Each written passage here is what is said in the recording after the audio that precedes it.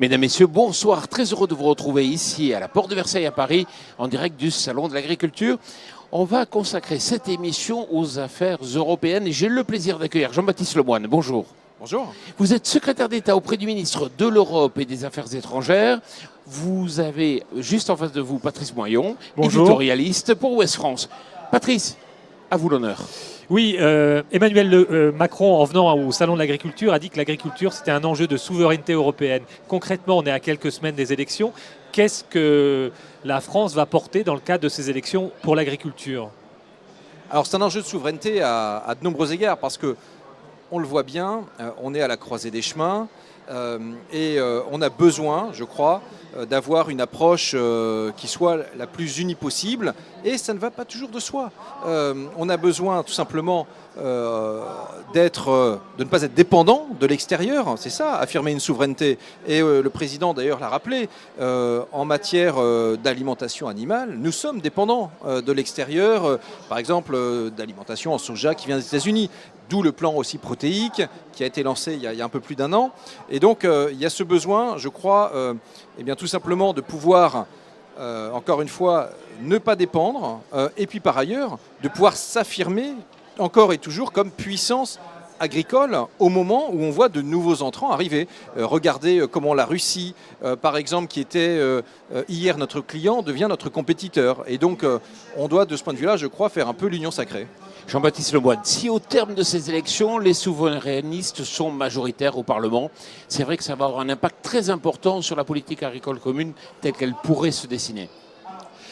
Surtout, je crois qu'il faut être surtout très pratico-pratique, très concret. La PAC, elle a certes des imperfections et donc il faut travailler et remédier, mais néanmoins, elle a permis, je le crois, de pouvoir continuer à être présent de façon significative sur les marchés mondiaux et puis répondre aussi tout simplement aux besoins en alimentation des citoyens européens. Donc démanteler un certain nombre de politiques communautaires, ça veut dire des moyens en moins, très concrètement, pour nos agriculteurs. Donc je crois que la bonne réponse, elle n'est pas dans telle ou telle affirmation en isme souverainiste ou autre, elle est dans comment apporter des réponses très pratiques. Et nous, le président l'a dit, il s'agit déjà de maintenir la PAC en termes financiers à ce qu'elle était au niveau de l'UE des 27. Il ne s'agit pas d'avoir 1 centime d'euro de moins. Et ça, c'est une ligne rouge française que nous affirmons et que nous allons nous employer à traduire dans les faits. Alors vous n'êtes pas seul, hein, parce qu'il y a l'appel de Madrid avec une vingtaine d'autres pays. Est-ce que vous pensez que vous allez inverser la donne ? Je pense que l'énergie politique que nous allons dépenser là-dessus sera inépuisable. Tout simplement parce que quand on a en tête l'agriculture, ce sont nos terroirs. Moi, je suis issu de Lyon. Je vois combien, en réalité, cela façonne tout. Ça façonne notre art de vivre, ça façonne nos paysages, ça façonne notre présence à l'international. Parce que vous savez, on a à cœur de valoriser la gastronomie française. Et la gastronomie, eh bien, c'est l'addition de produits avec des chefs, des recettes. Et donc tout ça, eh bien, ça part à la base du produit. Et donc il est important de mettre les moyens où il faut. Et puis, je dois dire qu'il n'y a pas seulement cet aspect-là. En matière européenne, il y a toute la politique commerciale. Et nous souhaitons une politique commerciale qui ne soit pas naïve.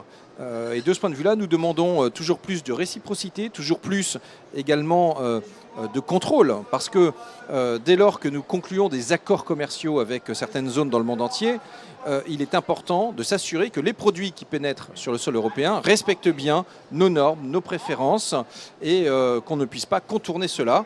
Jean-Baptiste Moreau, il y a quelques jours, mettait sur la table la proposition d'une forme de DGCCRF, une direction de la concurrence, qui aurait des effectifs pour toujours mieux contrôler. Je trouve que c'est une idée intéressante parce que parfois, ce libre-échange fait peur. Ouais. Ça peut paraître comme un gros mot. Or, c'est grâce à cela aussi bien, que nos agriculteurs retirent des revenus par un excédent commercial qui est significatif.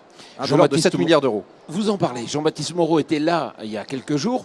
Justement, par rapport à la loi sur l'alimentation, un des points faibles qui est apparu, c'est le manque de coercition par rapport à la grande distribution, avec le risque, et c'était un des intervenants qui le soulignait, le risque des importations venant de l'étranger. Comment vous réagissez par rapport à ça?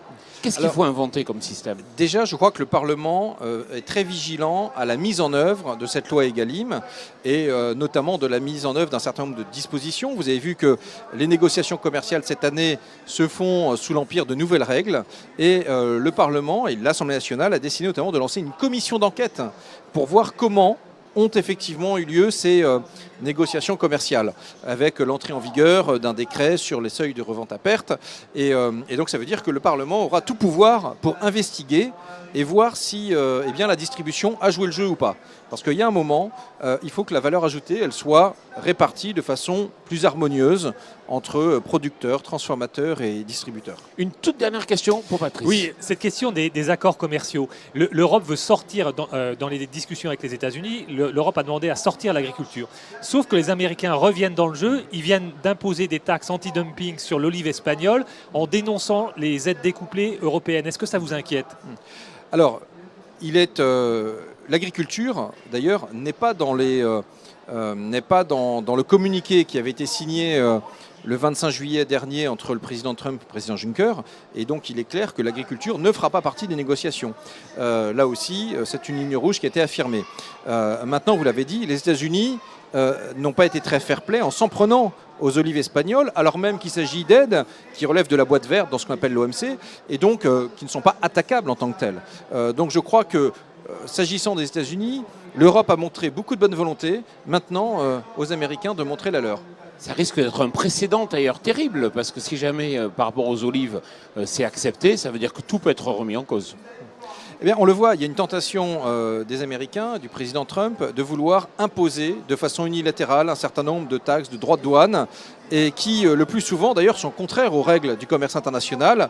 Et donc, naturellement, comme il l'a fait, alors ça ne concerne pas le secteur agricole, mais l'acier et l'aluminium, eh bien, nous attaquons à l'OMC parce que ce n'est pas comme ça qu'on doit agir entre alliés. Et donc, j'espère que le message aura été entendu fort et clair. Patrice Moyon, merci beaucoup. Jean-Baptiste Lemoine, merci d'être venu. Merci à vous. Pour répondre à nos questions. Et bon salon. Bonne journée à vous.